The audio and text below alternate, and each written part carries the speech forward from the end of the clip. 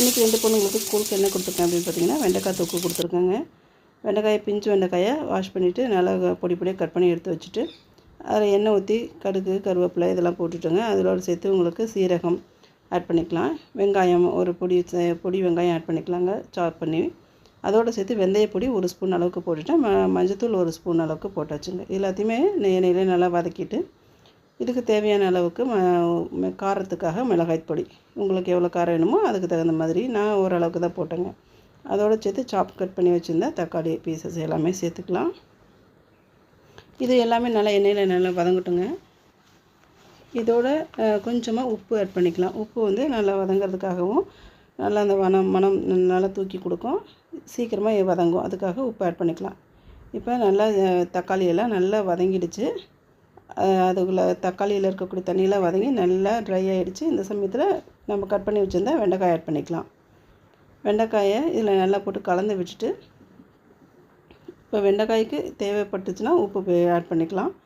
இல்லைன்னா நம்ம எல்லா இன்க்ரீடியன்ஸும் முன்னாடி போட்டாச்சு இல்லையா. இதை மட்டும் நல்லா கலந்து விட்டுட்டு கொஞ்சம் தண்ணி தெளித்து மட்டும் வேக விட்டால் போதும். வெண்டைக்காய் வந்து நல்லா கொஞ்சம் வளவளப்பாக குளகுளப்பாக இருக்கக்கூடிய ஒரு காய், இருந்தாலும் காய் நல்லா வேகணும் இல்லையா, அதனால் லைட்டாக தண்ணி மட்டும் தெளிச்சுக்கிட்டால் போதும்.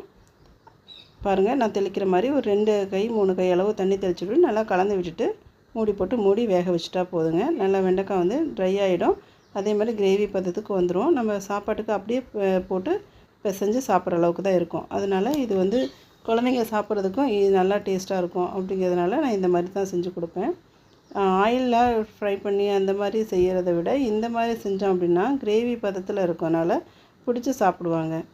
நான் 2 பேருக்குமே காலை நேரத்தில் பிரேக்ஃபாஸ்ட்டு இதே தான் கொடுத்துட்றது. இதுவும் சாப்பாடுமே வச்சு கொடுத்துருவேன். மதியானத்துக்கும் அதே தான், லஞ்சுக்கும் அதே தான் கொடுப்பேங்க. கூட தயிர் வச்சு கொடுத்துட்ருவேன்.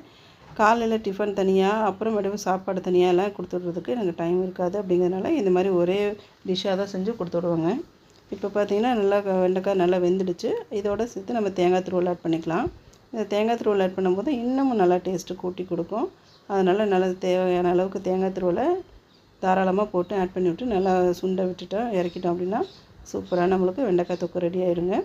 இதுக்கு முக்கியமாக நம்ம போட வேண்டியது என்னென்னு பார்த்திங்கன்னா, வெந்தயம் அதிகமாக சேருங்க. எப்போதுமே தொக்கு செய்யும்போது வெந்தயம் அதிகமாக போட்டிங்கன்னா மனமும் சுவையும் ரொம்ப நல்லாயிருக்கும். இதே மாதிரி செஞ்சுட்டு நீங்கள் பாவக்காய் தொக்கு அதையும் செஞ்சுக்கலாம்.